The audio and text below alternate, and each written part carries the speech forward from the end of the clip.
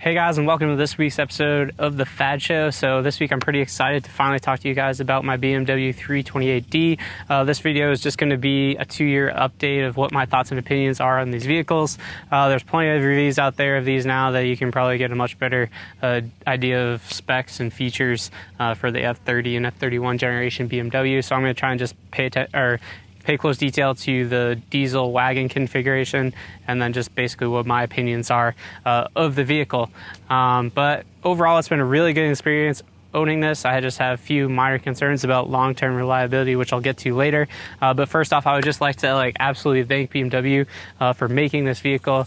So if you've been watching my channel for any amount of time, you probably realize that I happen to like wagons, and due to the fact that maybe I currently have 4 of them, which I'm trying to work on. But anyways, I digress. Thank you so much for making this car, BMW. A while ago, I was traveling in Europe, and I saw all the diesel sport wagons they have over there with manuals, and I was just so jealous.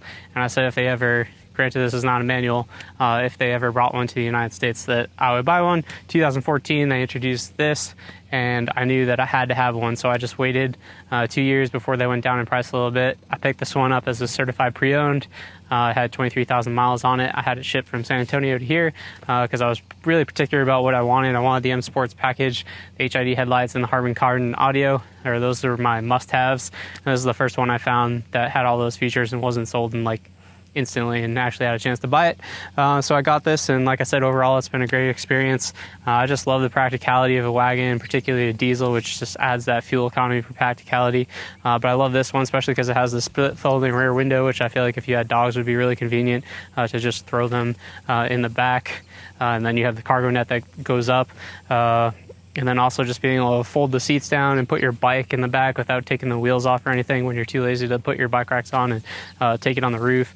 I like that. For me, it does everything a small SUV does and more in driving dynamics and fuel economy. And I feel like a diesel, the whole purpose you get a diesel is for fuel economy. So that's what I love about wagons. I just love the practicality of them and the sportiness of them, kind of tying everything together. Pretty much my biggest concern or gripe with this is that it wasn't available in a manual, which BMW has announced that besides the M cars, no longer, or none of them going forward are going to have manuals, which for me I don't quite understand because BMW makes a car like the X4M. The reason they say they don't make manuals is because no one buys them, but how many X4Ms are you really going to sell BMW? Whatever, 50 maybe, probably more, but whatever. You'd probably sell the same amount of diesel wagons if you actually offered them here. I'd buy one. Anyways, with that, why don't we take this car for a drive, and I'll talk about kind of the driving impressions of it, and then basically what my positives and negatives have been owning this car for the last 2 years. So without further ado, let's take a drive and I'll continue my rant.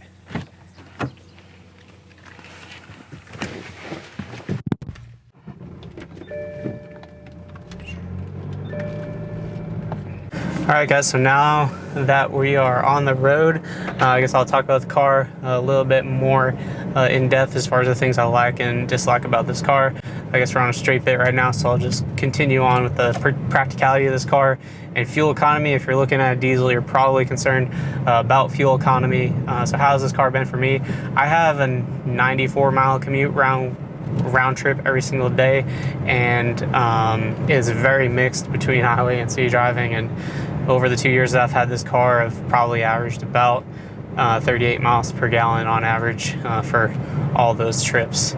Other thing I like about this car is just the absolutely stunning looks of it to me. I've had a lot of sports cars, I guess, over the years, or kind of sports cars. I had a Subaru WRX, a BMW 328d Coupe, and a Porsche Cayman, and I've gotten more compliments on this wagon than any of those cars. Granted, maybe it's the community that I surround myself with because I'm big into cycling and triathlons and skiing, so I feel like wagons kind of suit well with those communities. But anyways, I've got lots of compliments on the car. As far as driving goes, what do I like and dislike about this car? Overall, it does stay true to the BMW ultimate driving machine. pickup and throttle response, and it's a 2-liter diesel. It's exactly what you would expect for that. It's a heavy car, 2-liter diesel. You're not going to win any drag races with this car. I'm pretty sure the 0 to 60 time of this car is like near as makes no difference, 8 seconds, which is pretty slow for today's standards. So off the line, it has all the diesel torque. It doesn't feel that bad, but you'll definitely notice it on a 2-lane road if you're trying to pass somebody. Steering feel, I mean, it corners really well. It's very balanced for our all-wheel drive wagon. I mean, it definitely has the BMW chassis DNA. The only area where it really lacks is in the steering feel, which has been beat to death about the BMW electric steering racks that just give you no feel.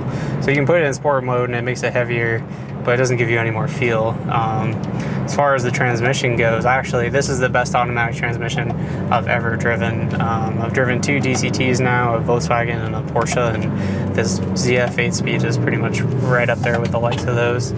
Maybe not so much the Porsche, but honestly, between the GTI I drove with the DCT and this, I noticed no difference. It's really crisp with its shifts, and it shifts right away when you demand it to. So as far as that goes, I mean, I still like the mechanical connection you have with the car as far as having the manual transmission, but you won't feel like you're missing anything, I guess, having this if you're comparing it to a DCT. So yeah, that's transmission. And then as far as the shifts are really crisp, really fast. I guess the only the way to get them like even more so that way is to put it in sport mode, and it definitely improves the shifting feel. So I kind of wish that you could set the transmission to sport and the steering to comfort, because there's no point in having heavy steering feel if it doesn't give you any more road feel, at least in my opinion. So I wish you could do that. But yeah, good chassis, pickup is what you expect for a 1.9 liter diesel, amazing transmission. Steering feel, it's not there. I wouldn't expect it to be. If you don't care about having a manual, you won't feel like you're missing out on anything having this automatic compared to the dual clutch. So that goes over the driving dynamics. So what stuff don't I like about this car? I don't like the steering feel. I don't like, I guess I question the long-term reliability of this car. So I got it as a certified pre-owned, and I've only had to make 2 warranty claims on it so far, and both of them were the same thing, which is the exhaust gas recirculation valve on these cars. There's actually a recall for it now, but it'll fail open, and sometimes when it does that, it takes your EGR cooler and intake manifold with it. Luckily, when it happened to me, it didn't damage the cooler, and they were able to salvage the intake manifold.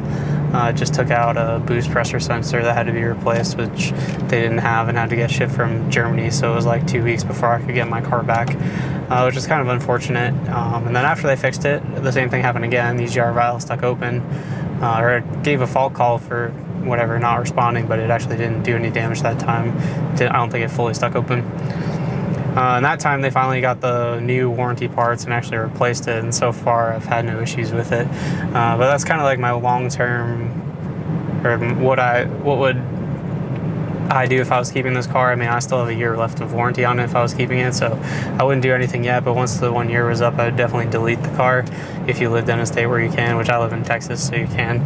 But I think that these modern diesels have just gotten way too complicated, and there's kind of, maybe it was rust or something in the engineering of putting it together, because this engine, the N47 I believe it is, sorry if you're a BMW enthusiast, but and I'm wrong, they're all N some number something, but N47 has been available in Europe for a really long time, and has had pretty good reliability. The only concerns with it were timing chains, which is located on the back of the engine, so it makes it a nightmare if you have to replace it. But I think before they actually imported these to the United States, that issue has long since been addressed. So I don't think that's something you'll run into, but I guess just the emission stuff would scare me keeping this car.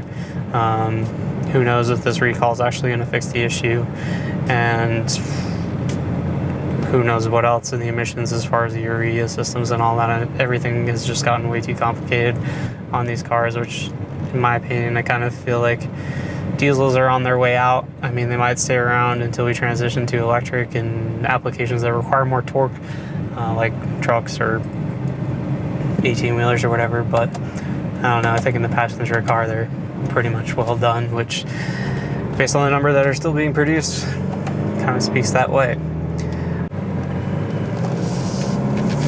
So other things I don't particularly care for in this car is, I guess it's another kind of complaint to BMW, is I don't understand why a $57,000 car didn't have heated seats standard. I don't know, not sure why the person that spec'd this car, who spent 57 grand on this car new, didn't go spend another $800 for heated seats. I mean, granted, I live in Texas, and we don't have that too many cold days, so I haven't missed it too much, other than a few random cold mornings it would have been nice to have. But I mean, that's just a complaint to the spec of the car. It's nothing against it. So would I buy this car again, or would I keep it? I guess I'm not keeping it. I'm planning on selling the car, but really that's just out of boredom. I usually keep my daily drivers for about 2 years before I get bored and try and look for something new, which I've had this car for 2 years. For me, I just like driving a car with a more mechanical feel. Like, I like hydraulic power steering and a manual transmission. This is actually the first automatic car I've ever owned. So for that's pretty much the only reasons why I'm selling it. The emission stuff wouldn't scare me because I have the certified pre-owned warranty that I'd have to 100,000 miles, and then I live in Texas, and I would just delete the car and completely remove all the emission stuff from the picture. Which for you, depending on what state you live in, maybe that's not an option for you. In which case, maybe I would stand clear of it. I don't know. For the EGR recall, I guess that's all going to be taken care of regardless of how many miles are on the car, so you wouldn't have to worry about that.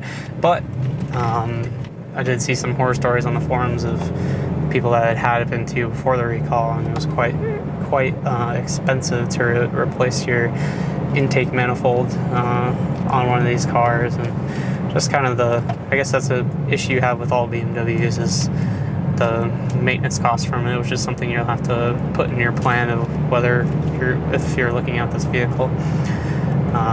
Yeah, I don't understand BMW maintenance. The first time I got this car's oil changed, once it rolled over 50,000 miles and didn't have the installed or whatever included service, I said the oil change will be $130 or whatever it was, and then they're like, if you want us to do the DEF service, it's going to be $150. I was like, oh, $20 more to whatever, fill up the tank. I mean, I guess for convenience sake, I'll do it, because I don't know how much the bottles are. They're pretty cheap, but anyways, it seemed worth it for me for $20. Although, little did I know it was an additional $150 on top of the $130 oil change. So I guess that's something you have to plan for if you want one of these cars and you're going to get serviced at a dealer and you're going to keep all the emission stuff. But overall, it's been a really good experience with this car. It's good. It's fun enough to drive that it keeps me entertained. There's a few times when I've been on road trips or been away and I found a good driving route, and I had this car and I popped it in the sport mode and manual shifting, and I still had a good time. Yeah, I would have liked to have my Cayman or whatever, my other E91 BMW probably over it, but I didn't feel like it wasn't up to the task of whatever, having fun on a back road. And I mean, I've loved the looks of it. I love the practicality. The fuel economy has been really good. So overall, it's been a really good experience. I mean, we had 2 minor reliability concerns, but I mean, that's pretty much been par for the course with any vehicle I've ever had. So yeah, I hope this video was informative. If you have any questions, just please post them in the comments down below, and I'll be happy to answer them. But thanks for watching. If you like this video and you want to see more content from me, then please go ahead and like and subscribe so I can share it with more people. I like making them, and I love cars, so I like sharing my 2 cents. Whether or not you listen to it is up to you, I guess. But I hope you guys have a good day. Thanks for watching.